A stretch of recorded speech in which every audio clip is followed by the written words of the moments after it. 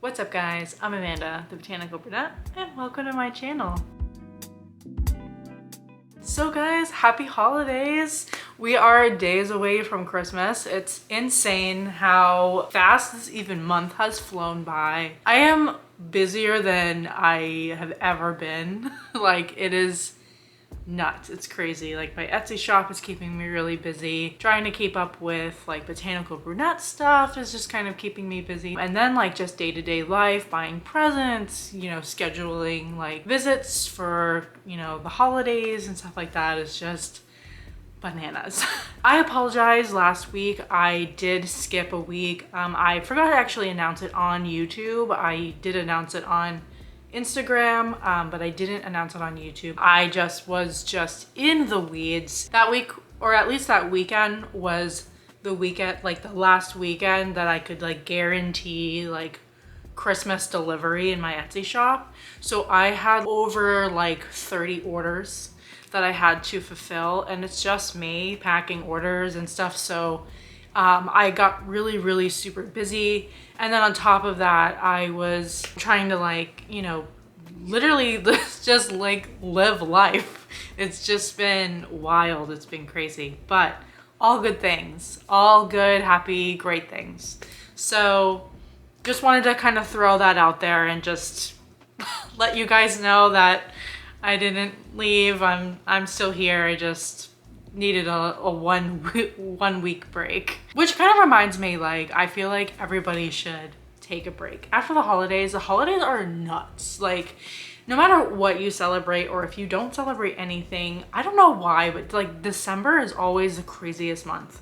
I feel like we all try to strive to get everything done before the year is ending and stuff like that. So there should be a time where you guys take a break and kind of relax. So that's kind of what I want this video to be. We're all going nuts, we're all going crazy over the holidays, and I wanted to do this video to kind of calm it down. So I want you guys to also be involved in this video. You guys can comment below, or you can keep it to yourselves, whatever you feel comfortable with. But today I wanted to talk about the year. I wanted to talk about 2022, and I wanted to talk about what I've learned in 2022. Now, 90% of this list that I created is plant related, of course, but there are some things in there that plants have maybe taught me in my life or stuff like that. Plants are really great for your mental health and your just like well-being. You guys, you know that I've been struggling with a little bit of like mental health issues, or really just issues. I'll get into all of that. I actually have a video planned in January where I'll do plant tours, and I'll kind of talk about my struggles with depression and anxiety and stuff like that. So stay tuned for that. It will be a little bit of a heavier video. Of course, I always try to keep it as light as I can, but sometimes those topics can get a little bit heavier. So I just want to forewarn you guys that that is coming up soon. Today's video, again, is going to be a little bit more positive, a little bit more happy, and really self-reflective, because I feel like this should be a video, an annual video.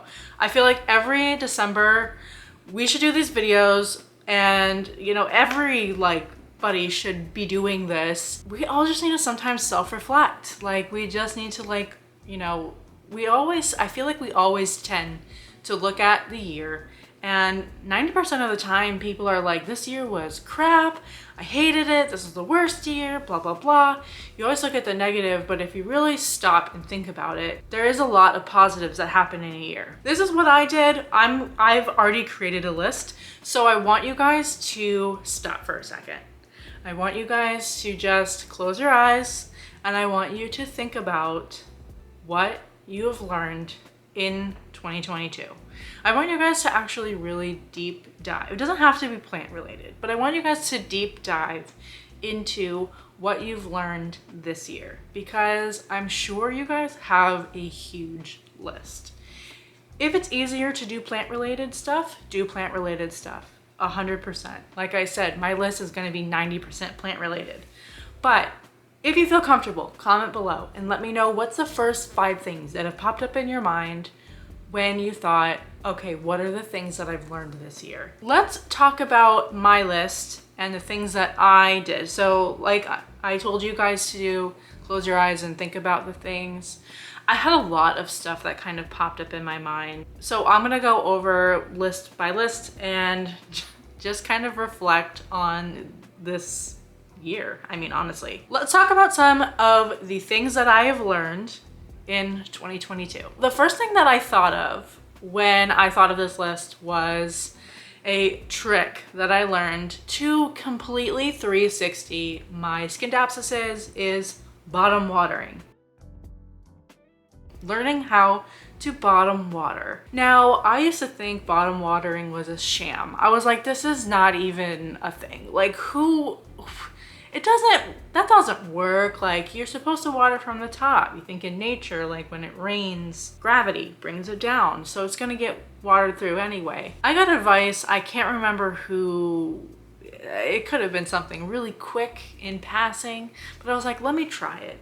Let me just try it and see. And it has literally changed the game for my skin abscesses. Now, I don't bottom water really any plants unless they have I think it's called hydrophilic, which basically means that the water is going to just pool on top and it's not going to absorb down. A lot of times to help with that is to bottom water because it gives it the opportunity to absorb that water versus just kind of like sitting on top and draining through. Or if you have like a really thirsty plant, that's also a really good thing to do is bottom water. Sometimes if I have a really thirsty plant, I'll put the plant in a bowl of water, let it bottom water, and I'll just lightly water the top just to kind of get it all in there, and then I'll leave it in there for like 10-15 minutes until I'm starting to notice that it's not sucking up any more water and the pot feels a little bit heavier. So that is something that I learned this year that has really helped me out a ton. Okay, you guys know that this next thing I have done videos on. I even did a video just recently on how to grow corms. I have never grown corms until this year. I don't know if I just played it off really well or what, but I never grew corms. It was something that I had seen in my alocasias off and on, and I just would throw them away because I'm like, oh, they're just, you know, they're little bulbs. I don't know how to grow them. I had tulips years ago and they grew from bulbs. And that's kind of what it reminded me of, and I completely ruined those tulips. This was like years ago. I got tulips for Easter or something like that, or like the bulbs. And I'm like, oh, it would be fun to grow them. And it was a disaster. They grew halfway and then they rotted and it was just not fun. It kind of like gave me a little bit of like a flashback of that. So I was like, I don't even want to deal with that. And then I started seeing like more and more people growing corms and stuff like that and how easy it is. So I'm like, you know what? I'll just throw some corms in a thing of moss and see what happens. And they grow really well and really easy. I mean, especially if you have like a prop box or like a humidity dome, like you can set it and forget it and don't even need to worry about it. So I think growing corms is probably one of the better things that I've learned. I have, I think 2 or 3 of the Alocasia miggletiana corms have survived. Zebrina corms are long gone. They're done. But I also have some corms in my Alocasia regal shields that I might propagate. I have started to notice that the corms are coming up to the surface, which is kind of funny. I don't know why it's doing that, but it's still attached to the plant, so I'm thinking I'm just gonna maybe leave it. I don't know. I'm kind of back and forth on it, so who knows what's gonna happen with that. Another thing that has changed the game is using systemic. So I've heard, again, off and on, people using systemic. Oh, you gotta use systemic on your plants. It's great and stuff like that. And I know that just recently, a lot of buzz has come out with systemic where it's not environmentally friendly. And you have to kind of be careful because it can contaminate like the water system. But as long as you're not using it in your garden, I wouldn't recommend maybe using it in your garden just because of that. I don't know 100% what is the big deal with it. So if you do know, comment below and let me know. But I do know that it's not environmentally friendly and people are getting upset about that, which I totally understand. But in your houseplants, it doesn't really matter. One thing that I love about systemic, and it's really changed a lot in my plants, you know, I kind of came to the conclusion that I'm always gonna have thrips. Like, they're always just gonna be there. I'm always gonna have thrips.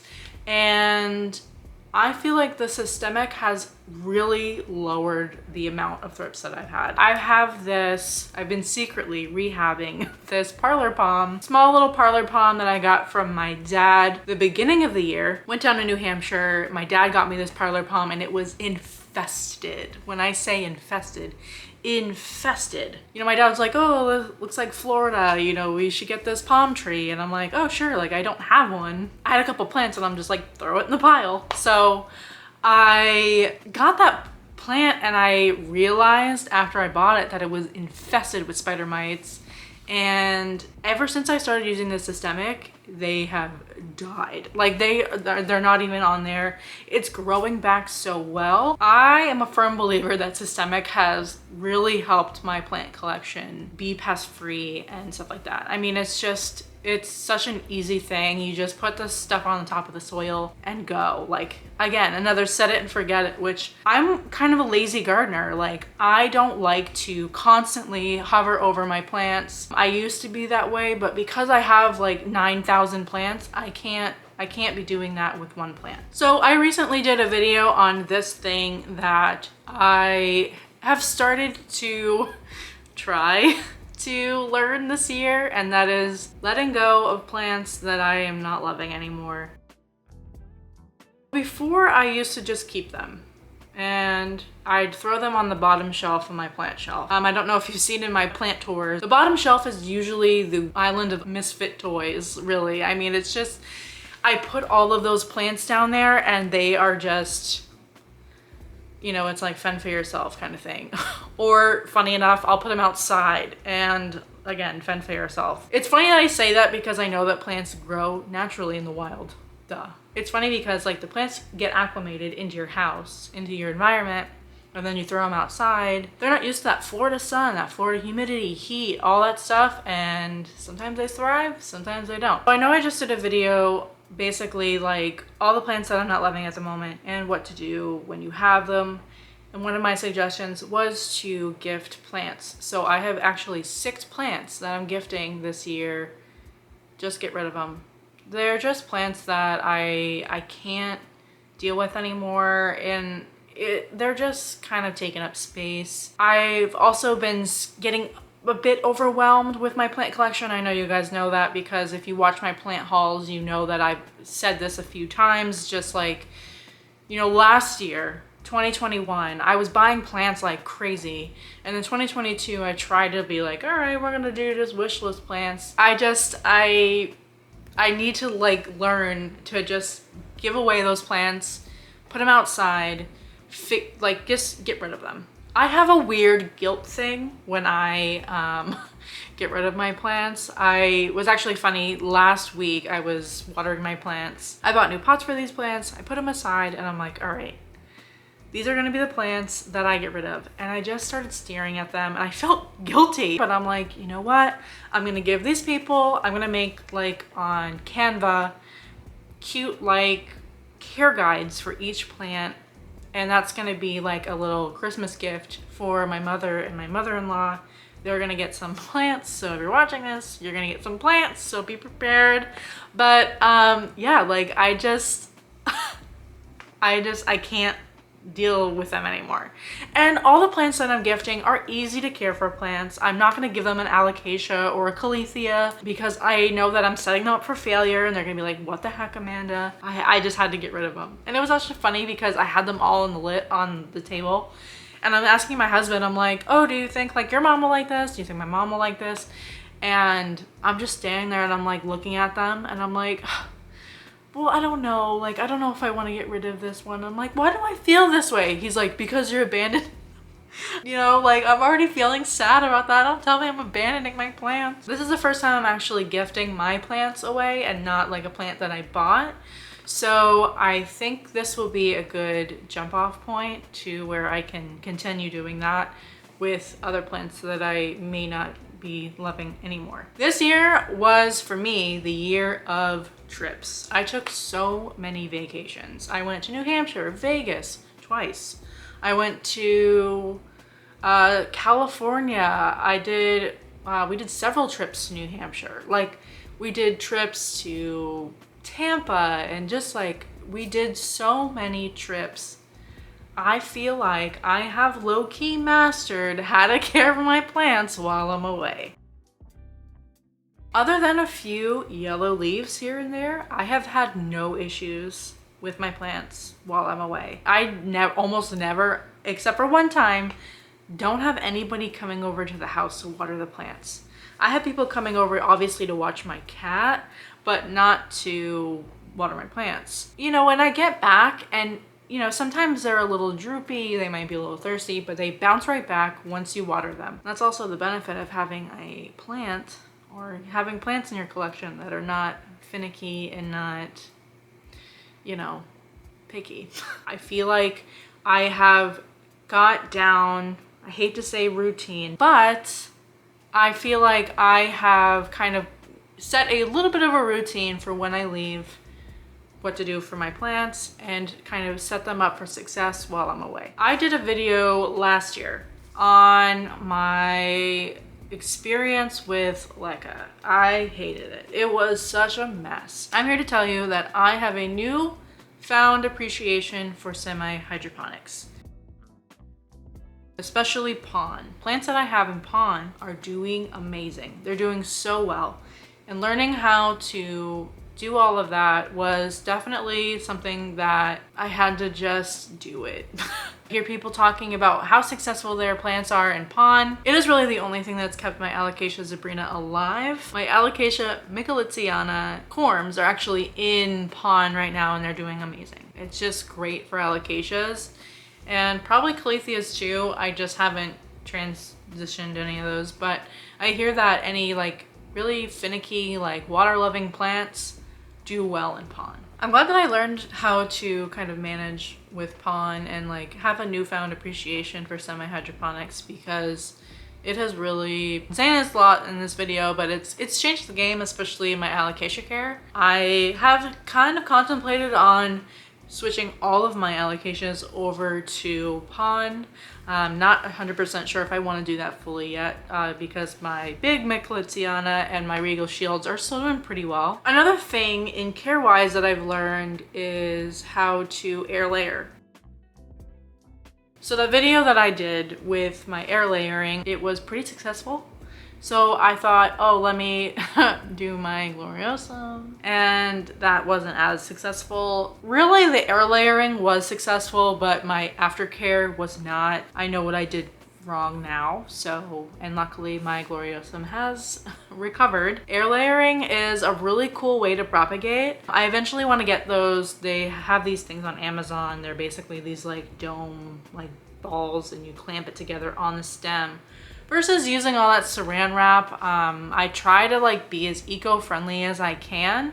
So with the saran wrap, I actually have like balls of saran wrap just in my plant supplies that I don't know what to do with. I refuse to throw it out, but I really don't know what to do with it. And it's like to the point where it really doesn't stick anymore. Like it's just so full of moss. I probably could wash it, but like, I don't even know, I might have to throw it out. But getting those like container things would be really cool to get, just because you can kind of lock it in and it's made of like plastic or something like that. So it will be able to kind of like, you know, be reusable. But air layering is really great because you can propagate your plants while they're still attached. So they're still getting the nutrients, they're still getting all of that. You're just basically wrapping moss around the nodes while it's still attached versus cutting it off. And you could run into, you know, if you don't callus it correctly, or the roots could rot, or this or that. If the roots rot, you cut them off and it's still your plant. Like it's still there. You know, it's not like you lost the cutting because the roots rotted. Kind of going into the gloriosum and all that, I feel like I've learned even more on how to rehab my plants after they have root rotted. My Alocasia zebrina and my Gloriosum were two plants this year that I've just struggled with root rot. And now, currently, the last, I would say at least 3 to 6 months have been pretty good. My Alocasia zebrina is growing like crazy. It's just super happy in the pond. But before that, I had to use so much hydrogen peroxide, and just trying to save those plants it was such a struggle. Of course, also my Gloriosum, I have a whole series on that. If you don't know, if you haven't seen any of that, I have a whole playlist of me trying to revive my Gloriosum. But learning how to, you know, disinfect your plants, make sure that everything is like cleaned up. I do have a video also on root rotting. I don't remember if I did it this year or last year, but I'll link all the videos that I've mentioned above as I'm talking. They'll kind of pop up. And I'll also link them below so you guys can check those out. The video that I did on root rot, on how to treat root rot, literally is the same thing that I'm doing now with those plants. Sort of in the realm of like root rotting, I've learned to mix my soils better. I haven't done a video on mixing my soils. I will do a video on that because I think that's also really beneficial to learn how to mix your soils appropriately for your plants. I used to think, oh, I'm just gonna grab a bag of soil at Lowe's and just use that. That does work on a lot of your plants, but not on all of them. My Monstera Stanleyana is not a fan of like straight soil. It's honestly mostly potted in perlite and bark. It's almost in an orchid mix. And that was the only way that I could make it happy, was to put it in a looser, really airy soil. I have learned the love of perlite. I love perlite so much. I add so much perlite into my soils now because I want it to be fluffy. I want it to be airy. I'm one of those people that I would rather water more often than have to deal with root rot. So my soils are going to be really loose and chunky and really just kind of airy, just to make sure that those plants are getting enough oxygen and just making sure that nothing happens with those plants. Again, I'll do a video on that, on my soil mixtures and stuff like that. I'll do like my top 3 soil mixtures. There's not really a ton that I do. It's really just like perlite, orchid bark. I buy like the orchid bark mix. Usually has like charcoal and coarse perlite in there, also bark. And then I'll add extra perlite. Sometimes I'll add moss, or I'll even add like leca balls into my soils. Another care tip that I have learned this year is the benefits of using soil conditioners or nutrients. Before, I would just, once a month, I'd water my plants with fertilizer. Sometimes I would use Super Thrive in those times, which are like a vitamin nutrient. And then the rest of the time, it would just be straight up water. I have learned the love of liquid dirt, and I actually just got a free sample of this stuff called fish shit. And it is exactly what you think it is. It's just fish shit. Both of those things are packed with nutrients. They're packed with so many great things for your plants. I have noticed greener leaves, stronger plants, and like just overall happier plants. I have people telling me all the time, oh my God, your plants look so amazing. What are you doing? And really, I have to give props to liquid dirt and fish shit because I think that's really the thing that I'm doing that's working. I have noticed a difference. I have noticed a difference with that, and I have noticed a difference when I've started using the liquid dirt. Now I use liquid dirt or fish shit in my watering every time. Even when I fertilize, I'll use it every single time. And it is just such a miracle worker with it. Like, it really is. The only thing that I'll say is they are a little bit harder to work with. You do have to make sure that you accurately measure out every time you water. Especially when you use liquid dirt, you have to make, so when you get the bottle is a concentrate, then you have to make a mix, and then when you make the mix, then you have to add a certain amount. So there's like 3 steps to using the liquid dirt. If that's a video you guys are interested in to learn how to make liquid dirt, I will do a video on that. I know that Harley G has a good one, and that's actually how I learned how to make it. But if you guys want one from me, I will definitely make one for you guys. I've loved and learned the power of nutrients. Plant nutrients are just amazing. If you guys aren't using nutrients or a soil conditioner, please start using it. I swear it will change the game for your plants. And then the last thing that I'm going to talk about, and one thing that I have learned, and this is something that I had mentioned in the beginning of this video, is to take breaks. Take time for yourself. Now, this could be plant related, this could be life related. You can literally add this into your life however you want. Take a break. Just take a break. It's just nice to just sit back and just take at least 10 minutes to yourself. I feel like, you know, when you work from home or when you're constantly like around your work, you don't ever take breaks. But it's good to just like kind of step back and take a break. And, you know, for me, like, because I am surrounded by my plants and now I have my Etsy shop and, you know, just this and that, it's really easy to just get into work. So like I'll put a movie on and I'll make sun catchers. And it's just really easy to just constantly work. It's hard to just shut that off. Breaks could look different to everybody. It could be caring for your plants. It could be spending time with a pet. It could be spending time with a loved one. It could be just going outside for a walk or just whatever. Just take breaks. We all live busy lives, no matter what you do. Taking breaks are just gonna be beneficial. So that is one thing, and something that I'm going to start doing in 2023 is to taking more breaks and taking more time for myself versus constantly working. And again, it's gonna look different for everybody. It's gonna look different for different people, but that's just one thing that I have just started to learn in 2022 and will adapt into 2023, probably even more. So those are just a few things that I have learned this year. Again, I feel like it's just really beneficial to reflect on the year and see how far you've come. It's really just such a fun thing to just sit back and think about. And it's also a good mood booster. You think about like, wow, man, like I really have accomplished a lot this year. I do something that I do every New Year's. So New Year's Eve, now this is kind of corny, but every New Year's Eve, I write myself a note in my phone and I make sure that I don't open it until the following year. So I basically write a letter to myself in a sense. That is also another way that you can see how far you've come. It is a letter that I write to myself and I look forward to opening that every New Year's Eve just to kind of see where I was at last year and how much I've grown, no pun intended. Just really like how much I've grown in the last year. It's kind of cool to see. So again, let me know in the comments if you have, or if you'd like to share your couple of things that you've learned this year. And yeah, so that's it for today. I hope you guys all have a great holiday, no matter what you celebrate. If you don't celebrate anything, have a great time anyway. I don't care, but I hope you guys all have a great day, a great holiday, and stay botanical.